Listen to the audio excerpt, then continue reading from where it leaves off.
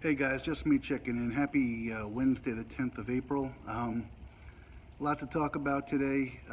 Sorry it's been a while since I got a hold of you. I had intentions of doing a video the last couple of days, but life will take on complications, I guess. One of which I'll share with you probably after the fact today. Um, Not because I want to be sounding like a whiner, although it may sound like that, but just because I'm sure everybody's had days like that, and maybe you guys can laugh at the craziness of yesterday for me. But anyway, it's been about a week or so since I left the video. My last one, I kind of acknowledged that I was resigning my position with my company um, and hoping to go in a new direction. One of the factors that played into me resigning, quite honestly, was the amount of time I was given towards the business. Not my business, but somebody else's. It was just really all encompassing of my day and evening and night. And not only was I taking time away from my kids, where they'd have to come see me on a weekend at work just so I could spend time with them, or late at night when I wasn't getting enough time, but I also really consider my Point to Thumb Journey family, and I realize that it's my calling, it's what I want to do, and I wasn't given it the time I needed to do a number of things, finish the book, start the business aspect. People have told me since I made that announcement, at least in that video, they've seen a different me in terms of a glow versus kind of the stressed and the look on my face, and I feel that way. I feel like a burden's been lifted, and I'm following what I think is my true calling, which is exciting. So from that standpoint, thank you guys for following and caring. If I seem a little bit hot and sweaty now, it's warm in here today, and it's been kind of crazy. So I'm going to tell you about yesterday, but before I do that and talk about me, I want to talk about something. I do try to talk about something, some things that have some significance. And over the last week, I've had a lot of that. But the one thing, before I run too short on time, because I'm very wordy, is to talk about this weekend. And I had a really special moment, a little kind of eye-opener, epiphany, so to speak. But about a week and a half or 2 weeks or so ago, after one of my late nights, one of my long days of work, I came home. I was alone, and I rented a movie called The Green Book, which was nominated for an Academy Award, I don't know, for Best Picture, Best Actor, or whatever. And it's the strangest thing. I had like a 2-day rental, and I swear to you, I watched that movie 4 times over 2 days.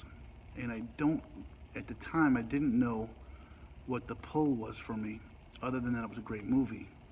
And before I go further about that, if you haven't seen the movie, please do so. It's already become one of my top 5 favorites of all time, and I know why now. But before I even talk about why, how it has a personal meaning to me, I will share this with you. I grew up in New York, on Long Island, and there's certainly something to be said for the New York accent. And sometimes when I hear actors and actresses doing a New York accent, it's almost, I find it, I don't want to say offensive, I'm not offended. I find it a turnoff because they almost overdo it so much. And I don't know if people find that in other areas of the country or the world where they may have a Southern accent or a New England accent or whatever, and people that portray it take it to the next level. But I've always found that about the New York accent. Well, Viggo Mortensen, who plays Tony Lip in the movie, just nails it perfectly. And so I got to give kudos there because he has New York in him, but he doesn't overdo it. He takes it to the level it's supposed to be taken to, which is a very appropriate level. But so if you haven't seen the movie, but I watched it 4 times over a weekend, and it meant something to me. And then last weekend, it was Sunday night, and I was sitting home with the kids, and when I put the movie, I said, I want you guys to watch this movie with me. And my daughter, who's 12 and a little social injustice fighter, of course, is getting fired up over the racism that's going on and so forth. And my son was asking some questions. But one of the most special moments for me occurred, and I don't know if it had anything to do with the movie. It did, of course, but with about 15 minutes to go in the movie, my daughter got up to go to the bathroom and said, Dad, could you please pause it? I don't want to miss it. Now, me, my kids, everybody at some point watches movies, especially at home, and don't mind missing 90 seconds to go to the bathroom for a little break or whatever, come back out and just pick up the movie where it left off. But this movie was touching her in such a way that she didn't even want to miss 90 seconds of it and asked me to pause it. And I thought man, this movie isn't just grabbing me, it's grabbing her as well. But while I was sitting there quiet watching the movie with them, it dawned on me why the movie is so meaningful to me personally. And that is simply this. It, to me, embodied so much of my journey. I've talked many times about it and will continue throughout the rest of my life as people ask me about my journey, what was the most surprising thing. And it was the male-on-male bonding that took place, right? You know, males, it was called this alpha male syndrome. You know, we don't show emotion, we don't get connected. In the movie, the two stars were culturally different, from different economic backgrounds, different cultural backgrounds, different educational backgrounds, completely different people. And just through an 8-week trip, they bonded, they founded a friendship, they formed a friendship and a respect that, you know, you live near people, you work with people your whole life, and you never gain that much respect. And it dawned on me that on my journey, and I could run through the list of names of people, men and women, but in particular one that shocked me is how many men that heard what I was doing and came to meet me or know me and have become family with me. It was phenomenal, and I think maybe that's part of why this movie grabbed me so much. Is it was almost, even though it wasn't a journey akin to mine, it was a journey nonetheless, and it was the story about these two men who didn't know each other before they left, had no idea who they were, would never run into each other in their paths of lives, and yet, you know, became friends for life, and deeper than that, became family almost. And I knew that was what pulled me. So again, kudos to the movie and Viggo Mortensen for nailing the New York persona in a manner that wasn't over the top. It was strong, but it wasn't over the top. Like I said, the movie touched me when I realized my daughter said, "Dad, can you pause it? I want to miss it." That showed me what kind of movie this was. And then again, the personal affinity I have to it based upon my own, you know, recent life experience really meant a lot to me. So if you haven't seen The Green Book, I encourage you, not I encourage you, I implore you, go out, rent it, buy it, watch it. And then do yourself a favor. Trust me when I tell you this. Watch it again, and you'll have a whole different, not a whole different, but you'll pick up different things.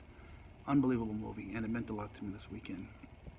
So I plan on waking up Monday morning and doing a video for you guys to get back in the swing of things, tell you about my last week at work, tell you about some of my future plans and my upcoming plans. And I was excited to do so. And then Monday came, and I heard a scream from the bathroom. And I ran into the bathroom, and I saw Jamie lying down flat on her belly in tears, crying, not crying happy tears, pain. To those of you that ever had back problems or back issues, you could understand what she was going through. She simply bent over, and something went out of whack with her back, and she literally couldn't move. So I spent most of the day, you know, tending to her and the household, and just trying to keep her out of pain. She did call for a doctor's appointment, which would be Tuesday morning at 8 a.m., and this goes full circle to the story now. So Monday, when I intended to get a video out after getting my kids off to school, that took place. So that kind of postponed my video to Tuesday. So let's talk about Tuesday for a minute if I can. I'm in my last week at work, and the game plan was that I was going to do kind of the closing shift. I wasn't going to be doing doubles anymore because, you know, even I have to put an end to that at some point in time. But because of who I am, I said I would come in early around 3 o'clock Monday morning, or Tuesday morning rather, to clean up the mess that was left behind because of teams getting back late, drivers getting back late on Sunday, or Saturday as it may be. So I woke up and I started driving to work at around 3 o'clock in the morning. And I have about a 25-mile drive, and about 10 miles into it, up on Route 83, my thermostat gauge in my car, the needle pinned. So I said, oh geez, I must be overheating, you know. So with nowhere really to go, early in the morning, having to get to work, feeling responsible to be here to open up the place and get this stuff resolved. I didn't want to leave it for the next group. I continued on. And a couple miles up the road, the needle dropped from pinned at hot down to cool. So maybe some coolant flushed the system or whatever. I'm the least mechanical, least knowledgeable about cars person you'll ever meet.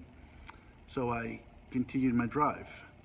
And as I continued my drive and I got within about 3 or 4 miles of my warehouse, the engine started making a whole heap load of noise. Oh, Jesus. And again, at this point, I'm so close, let me just get to work, park the car, try to deal with it. So I get closer to work. I'm about a half a mile from work when my car just completely dies.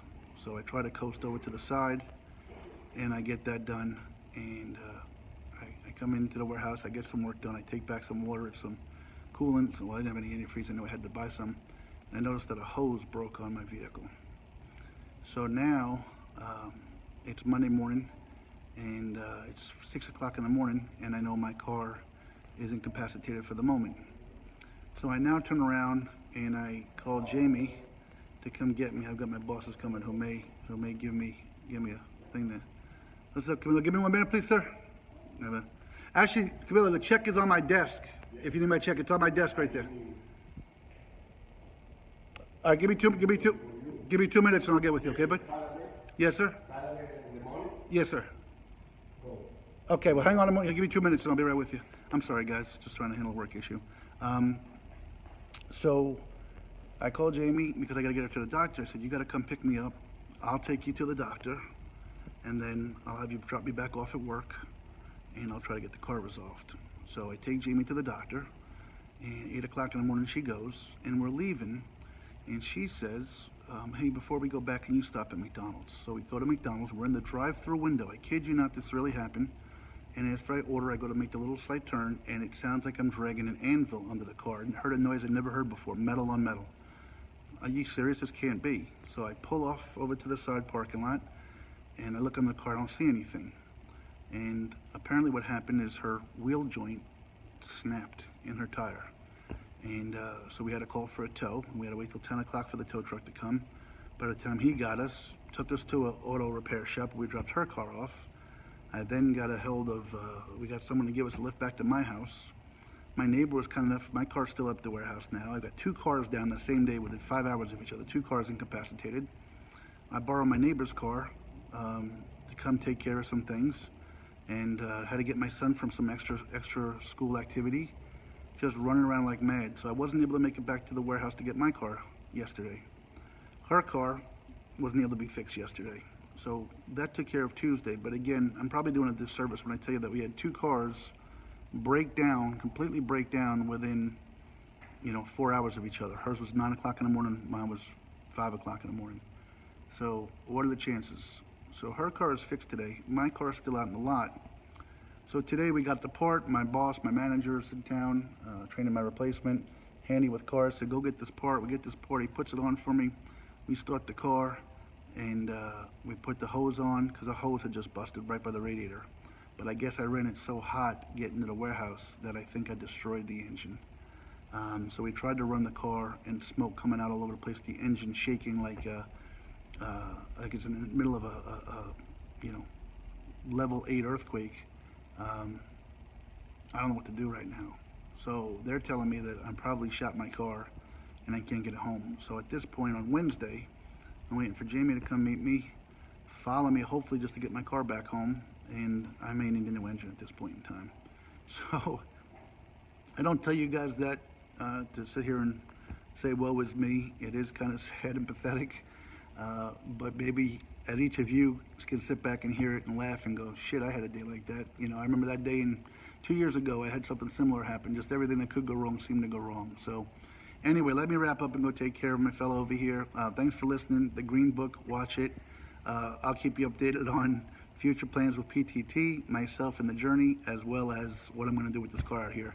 Because it seems in all likelihood I'm going to end up having to buy a new car, where my credit is at right now.